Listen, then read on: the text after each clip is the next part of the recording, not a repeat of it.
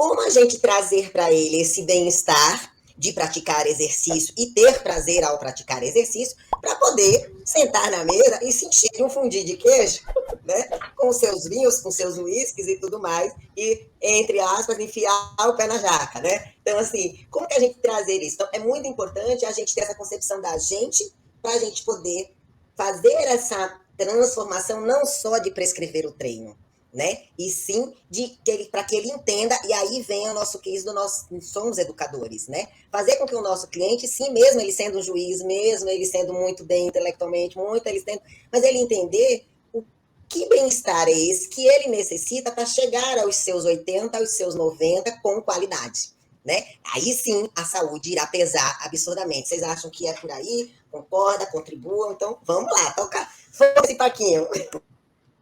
Exato, Flávia.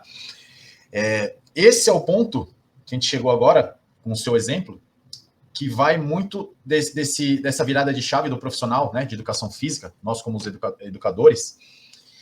Como que eu vou entender qual é o bem-estar ou qual é a felicidade do meu cliente, né? Então, isso é muito importante. Eu preciso saber como ele se sente bem, quais são os hobbies, né? Os hobbies é onde traz prazer ali para ele, que ele faz nessa uma atividade prazerosa mesmo, né? Sem obrigação, sem aquele peso, né? E como que eu identifico isso? Daí eu preciso me desenvolver. Eu, como profissional, eu tenho que olhar um pouquinho para o lado, sair um pouco da parte técnica, de prescrever, montar treino, passar umas planilhas periodizadas, e olhar, eu tenho que adquirir novas habilidades. Quais são as novas habilidades necessárias nesse ponto? Então, eu preciso entender um pouquinho de uma comunicação, né? Eu preciso me comunicar bem, eu preciso ouvir bastante, eu preciso me desenvolver pessoalmente para poder ter essas habilidades de uma linguagem com o aluno que eu não o exponha, que eu não deixe ele constrangido no que eu determinar para ele naquele planejamento, ou para ouvi-lo, para ganhar a confiança desse cliente, né? Gerar uma empatia, que a partir disso, o treino vai ser uma consequência. E sim, a gente vai estar traçando para ele uma semana com atividades muito prazerosas e de acordo, né? E vai ao encontro com o objetivo real dele. Porque daí eu vou dar um exemplo aqui, normalmente, o que ocorre bastante em academias, né? Esse primeiro contato, o aluno se matriculou, chegou até o professor, vai fazer uma avaliação física, agendou o processo de avaliação, e nesse momento é perguntado qual o seu objetivo, o que você busca nesse primeiro momento. A pessoa sempre diz alguma coisa específica, né? Na parte física, emagrecer, ganhar massa, hipertrofia. Só que, se você tem essas habilidades, daí você adquire com cursos, com treinamento, com livros, né, de autoconhecimento, inteligência emocional, você vai adquirindo mais habilidades para poder ter uma comunicação melhor. Então, com mais uns 10, 15 minutos de papo, você vai ver que aquele objetivo inicial, ele vira secundário, porque a dor, né, que a gente fala também no fundo, é outra coisa. Ele se sente sozinho a semana inteira, então ele quer vir à academia para se sociabilizar, arrumar novos amigos. E daí, no objetivo inicial, ele passou que ele quer emagrecer, sendo que não é exatamente o principal. Então, o que eu vejo, e de muito importante, que eu aplico no meu dia a dia, depois de adquirir diversos conhecimentos dessa parte, é saber gerar essa empatia, né, com o aluno, tendo toda a confiança dele, gerando essa confiança, para você realmente saber a fundo quais os objetivos ou as intenções daquele primeiro momento do aluno. Estou dando um exemplo aqui em academias, tá? Mas se você tiver em clubes, né, em trabalhos coletivos, esportes coletivos, aí mesmo propósito. Você conversa em grupo, depois um ou outro você tem que puxar individualmente para saber os detalhes, que daí funciona também com a gestão, né, que a gente falou no início, gestão de pessoas. Cada um tem suas habilidades e dificuldades. Então, o líder ele tem que desenvolver as principais habilidades das pessoas para poder ter um resultado legal, né? Então, quero alinhar de início essa abordagem aqui, esse exemplo, e passar a bola para o Léo aí, para ver se ele tem mais algum comentário sobre o que a Flá comentou. Fantástico. Não, eu acho que eu sigo a relatoria, porque, veja, a gente lida com pessoas, né? A gente prega dentro da nossa formação e depois a gente prega a individualidade biológica. Só que o pessoal esquece da individualidade biológica, não é só a parte corporal, né? A parte genética.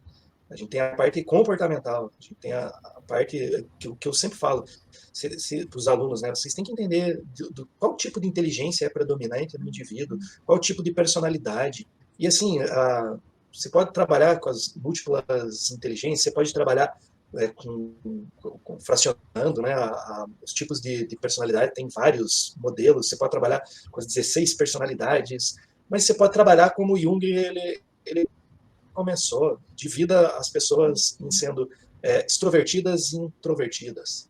Começa por aí, feijão com arroz, começa a perceber se essa pessoa está se adequando a determinado grupo, começa a perceber, e aí vai de uma entrevista, né, para saber e espremer e tirar o máximo possível da pessoa, começa perguntando para ela como que foi a educação física na época da escola, era uma pessoa que sofria bullying, que era discriminada, que era a última a ser escolhida, era uma pessoa que ela se dava melhor em esportes coletivos ou em esportes individuais, é uma pessoa com uma característica mais competitiva. Veja, a gente não precisa dominar tudo, é só ter bom senso dentro daquilo que eu julgo ser interessante.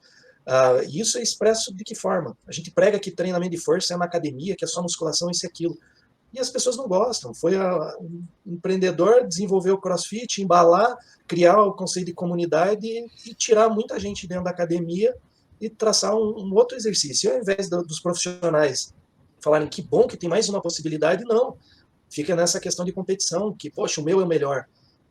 Ou treino aeróbio é melhor que a musculação. Essas discussões dentro da profissão, isso aí mais afasta as pessoas, porque é onde tem conflito com uma vida que é de todo mundo que não é fácil, eu procurando uma válvula de escape para o meu estresse, eu vou achar mais confusão dentro da mesma empresa, dentro da mesma academia. A pessoa ela vai de manhã, é uma metodologia de treino, à tarde é outra, ou seja, você não tem uma filosofia de trabalho, né? Como que a gente vai trabalhar? Você não tem procedimento padronizado, ou seja, é tudo muito, muito desorganizado. E isso o consumidor ele percebe. E aí, um dos motivos que hoje você tem aderência e vai estudar a parte de franquia, é muito difícil você conseguir franquia de serviço, porque é muito do comportamento do profissional. Então, é o profissional que é o diferenciado. Aí, esse profissional que se destaca, os outros profissionais, ao invés de olhar e falar assim, pô, quero também fazer o que você está fazendo, né, vamos desenvolver, não.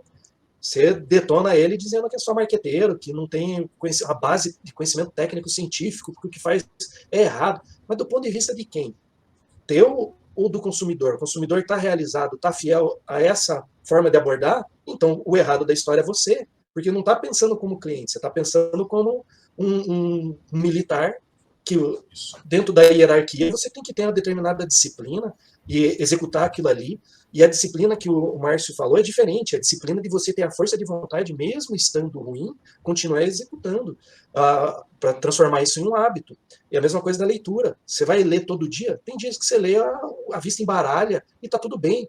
Leia um pouquinho, mas leia, continue. Exercício é a mesma coisa. Comida saudável é a mesma coisa. A rotina ela é extremamente fundamental para o ser humano. O ser humano precisa ter rotina estabelecida. E precisa ter informações, né, e um registro dentro da dinâmica da vida do que é prioridade para poder organizar o nosso bem mais precioso que se chama tempo.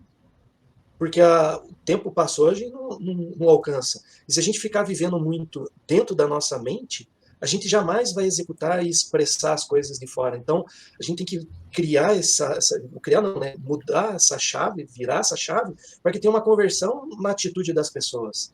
E o que é essa conversão? Poxa, eu estou indo para um lado e agora eu tenho que ir para o outro. Só que como que a gente vai para o outro? É chegar a pessoa ela tomar uma decisão. Eu gosto de pensar assim, quanto tempo a pessoa levou para tomar uma decisão, para sair da casa dela e ir para uma academia e se matricular e começar a fazer exercício? Leva muito tempo, às vezes anos, para ela tomar coragem. E o que a gente faz quando esse público chega? A gente espanta ele. A gente não acolhe, a gente não quer entender, a gente simplesmente parte. Tá tudo bem esteticamente, pô, legal, você é bom de papo, ó. Fica aí 10 minutos aquecendo na esteira, na bicicleta. Não, vamos para o supino. Não, você é a mulher, você quer fazer esse exercício, você é o homem, você quer melhorar o peitoral, as costas e não sei o quê. A gente já deduz, a gente não conversa com as pessoas. Então, somando com o que a Flávia e o Márcio falaram, em resumo é isso. Escute mais o teu consumidor, escute mais o teu cliente e melhore o teu repertório de intervenção profissional. Porque se você tem musculação, você tem treinamento funcional, você tem pilates, você tem relaxamento, você tem alongamento, você tem dança ginástica, você tem uma série de recursos que você pode utilizar, só que você quer escolher apenas um. E aí o errado está quem? É a pessoa que não gosta ou é o profissional que é limitado? Então, eu vejo muito isso. E quando falo de repertório, o Márcio falou agora, comunicação. Vai investir em comunicação, vai investir em oratória. Por que você não faz determinados cursos que você vai olhar e falar assim, nossa, eu não quero trabalhar com lazer e recreação, mas, poxa, quanto recurso que eu uso hoje de quebra-gelo que eu aprendi na época da faculdade na disciplina de lazer. Por que a gente não usa isso para aproximar?